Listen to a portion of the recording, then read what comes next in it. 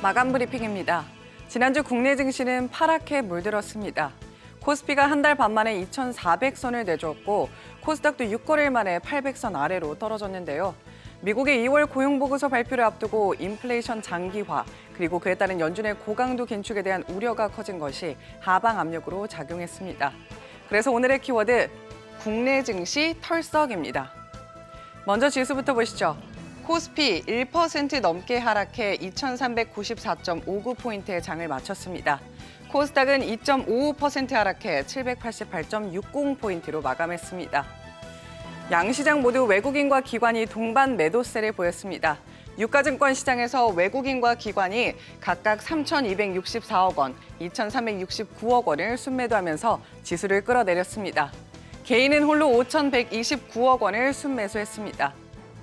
코스닥 시장에서도 외국인과 기관이 각각 1,748억 원, 1,895억 원 팔아치워 하락을 주도했고요.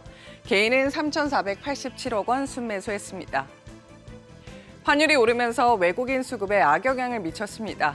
미국 고용지표 발표를 앞두고 추가금리 인상에 대한 우려가 커지면서 원달러 환율은 4일 연속 상승했는데요. 서울 외환시장에서 달러 대비 원화 환율은 전날보다 2원 오른 1,324원 20전에 장을 마쳤습니다. 장중 1,329원까지 오르며 7거래일 만에 연고점을 경신하기도 했습니다. 다음으로 시가총액 상위 종목도 보시죠. 코스피 시총 12종목 대부분이 파란불을 켰는데요. 특히 미국 주요 30개 반도체 기업을 모아놓은 필라델피아 반도체 지수가 뉴욕 증시에서 2% 하락하면서 국내 반도체주도 약세를 보였습니다. 시총 1위 삼성전자는 반도체 사업 적자 우려가 불거지면서 두 달여 만에 5만 전자로 내려앉았습니다. 1% 하락해 59,500원에 거래 마쳤습니다. SK하이닉스도 2% 넘게 떨어졌습니다. 반면 LG에너지솔루션, 삼성바이오로직스, 삼성SDI는 소폭 올랐습니다. 다음 장 보시면요. 시총 6위부터 10위까지 일제히 하락한 모습 확인해 보실 수 있습니다. 미국의 금리 인상 공포의 국내 대표 성장주죠. 네이버가 1% 넘게 떨어졌고요. 차트에는 나와 있지 않지만 10위권 밖에 있는 카카오도 1% 넘게 하락했습니다. 다음으로 코스닥 시총 10위 종목도 보실까요? 2차 전지 관련주의 낙폭이 컸는데요. 앞서 테슬라, 리비안, 니콜라 등 미국 전기차 업체들이 줄줄이 급락하면서 영향을 미친 것으로 보입니다. 에코프로비엠과 에코프로 모두 5% 넘게 하락했습니다. 10위권에서는 LNF와 HLB만이 상승 마감했습니다. 최근 미국 가상자산거래은행인 실버게이트의 청산으로 가상자산에 대한 경계심이 높아지면서 게임주도 약세를 보였는데요. 카카오 게임 3.6% 하락했고요. 10위권 밖의 펄어비스도 3% 넘게 떨어졌습니다. 한편 카카오가 공개 매수 중인 SM은 이틀째 하락세를 이어가면서 카카오의 공개 매수 가격인 15만 원 밑으로 내려왔습니다. 주말 사이에 하이브가 SM 인수 절차를 중단하기로 하면서 경영권 분쟁이 사실상 막을 내렸는데요. 향후 SM 주가 방향에 시장의 관심이 집중되고 있습니다. 다음으로 업종별로 보면 석유와 가스, 복합 유틸리티, 복합 기업, 손해보험 순으로 강세를 보였습니다. 먼저 석유와 가스 업종은 SK이노베이션이 5% 넘게 급등하며 강세를 주도했습니다. 국내 석유화학업계 사상 최대 규모의 석유화학 설비를 건설하는 S-오일의 샤힌 프로젝트가 첫 발을 내디뎠다는 소식도 호재로 작용했습니다. 복합기업 업종의 경우 LG가 경영권 분쟁 가능성에 장중 52주 신고가를 기록하는 등 큰 폭으로 오르면서 강세를 보였습니다. 윤석열 정부가 내년부터 7년간 1조 원 규모의 양자기술 프로젝트를 추진한다는 소식에 양자기술 관련주도 급등했습니다. 반면 은행주는 약세를 보였는데요. 미국 실리콘밸리 은행의 지주회사인 SVB 파이낸셜이 채권 매각 손실을 메우기 위해 자본 조달에 나선다는 소식이 전해지면서 국내 은행주도 타격을 입었습니다. 이번 주 국내 증시는 높은 변동성을 보일 것으로 예상됩니다. 앞서 제롬 파월 연준 의장이 경제 지표가 어떻게 나오느냐에 따라 금리 인상 속도를 높일 수 있다고 밝힌 만큼 소비자 물가, 생산자 물가, 소매 판매 등 이번 주 발표되는 미국 주요 경제 지표에 시장의 관심이 쏠릴 것으로 보입니다. 또 조금 전에 언급한 실리콘밸리 은행이 결국 파산에 이르면서 후폭풍이 우려되는 상황인데요. 미국 역사상 두 번째로 큰 규모의 은행 파산인 만큼 국내 증시에 미칠 영향도 예의주시하셔야겠습니다.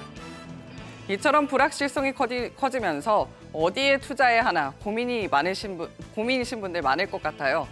삼성증권은 투자자들의 경계감이 높아진 상황이지만 지나칠 필요는 없다고 말합니다.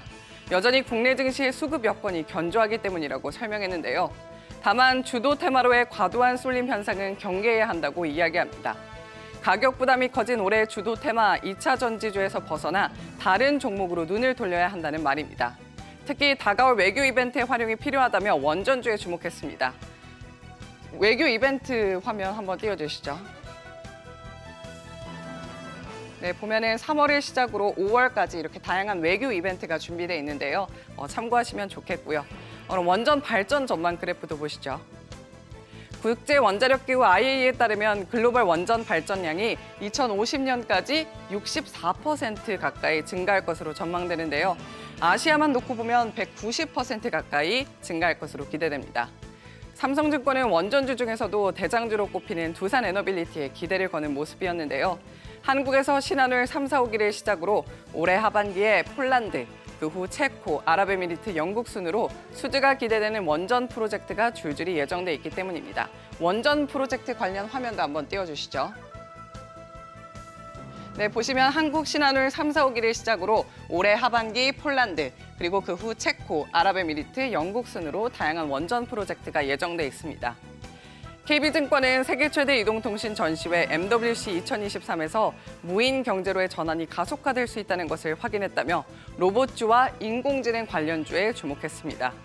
로봇의 가격이 큰 폭으로 떨어지고 통신사들이 로봇 유통망을 구축함에 따라 로봇 생태계가 예상보다 훨씬 더 빨리 확산될 것으로 전망했는데요. 올해 글로벌 산업용 로봇 시장의 규모는 46조 원으로 전년 대비 12% 증가할 것으로 예상했습니다. 시장 규모 관련 화면 띄워주시죠. 네, 보면은 이렇게 2019년부터 계속해서 성장하는 모습 보실 수 있는데요.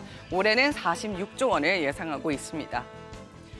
KB증권은 무인경제 시대의 최대 수혜주로 LG전자와 SK텔레콤을 꼽았는데요.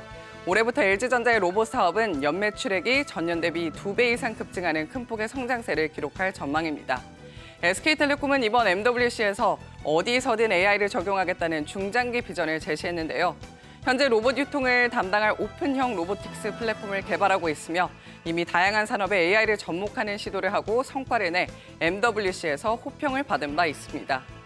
당분간 시장 내 불확실성과 변동성이 클 것으로 예상되는 만큼 앞으로의 성장이 더욱 기대되는 종목으로 시선을 돌려도 좋을 것 같습니다.